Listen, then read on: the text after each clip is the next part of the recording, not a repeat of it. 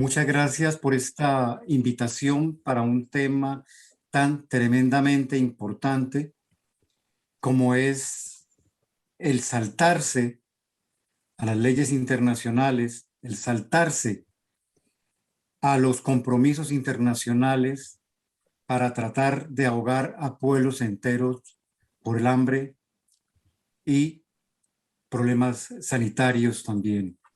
Estamos refiriéndonos a Estados Unidos y sus medidas coercitivas unilaterales que en muchos casos siguen, son copiadas o son avaladas por sus socios, llamémoslo así, particularmente la Unión Europea y de Inglaterra. Yo voy a tocar el tema del país que creo que más ha recibido medidas coercitivas, que yo casi son es medidas terroristas de la parte de Estados Unidos, y es Cuba. Cuba está soportando el bloqueo económico y comercial más largo de la historia de la humanidad. Repito, más largo de la historia de la humanidad.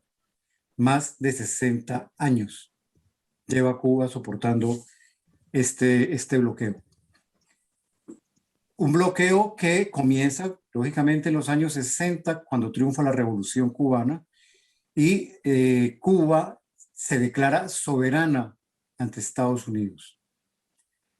Antes de la revolución en 1959 se decía que Cuba era un pedacito más de la Florida, de Miami. Y Estados Unidos entra a aplicar medidas y el bloqueo económico y comercial contra esta isla. Un bloqueo que se vuelve brutal, terriblemente brutal, cuando se acaba el bloque socialista, cuando se acaba la Unión Soviética y los aliados del Pacto de Varsovia. Estados Unidos aprovecha para apretar el bloqueo contra Cuba. ¿Qué era lo que se quería? Arrodillar al pueblo cubano por hambre, que el pueblo cubano por hambre se rebelara contra su gobierno. Les voy a decir a qué punto llegó el bloqueo de Estados Unidos contra Cuba, que muchas veces no había, o durante un buenos años casi no hubo para comer casi nada en Cuba. Cuba sobrevivió porque, o el pueblo cubano sobrevivió y salió de esto, porque creía en su dirigencia y por la solidaridad entre cada cubano. Pero la situación de hambre llegó a ser muy fuerte en Cuba debido al bloqueo de Estados Unidos, que siempre ha sido rechazado por Naciones Unidas.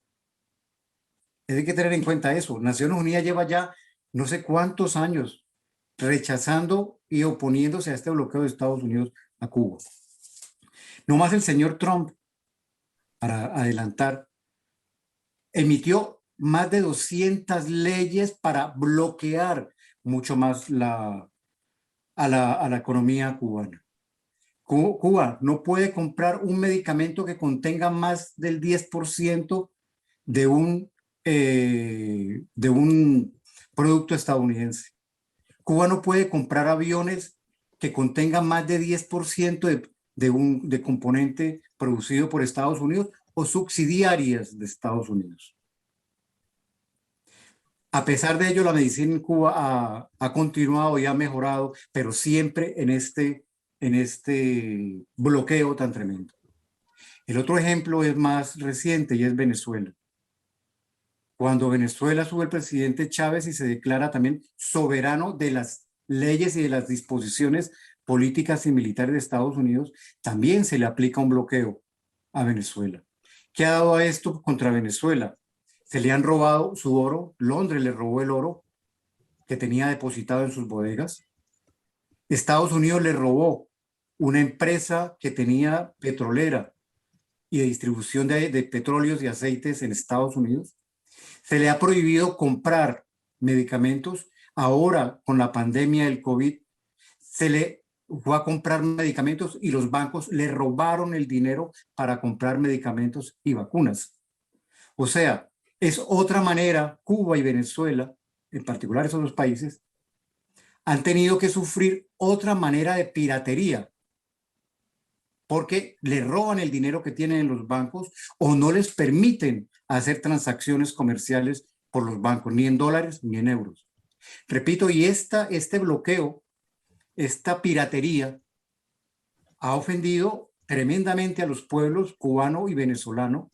Venezuela ha pasado también por varios años sufriendo porque no encuentra alimentos, no encuentra medicinas, y eso es debido a estas medidas coercitivas de los Estados Unidos, simplemente porque son pueblos que no quieren seguir bajo o sea, seguir lo que los Estados Unidos desean.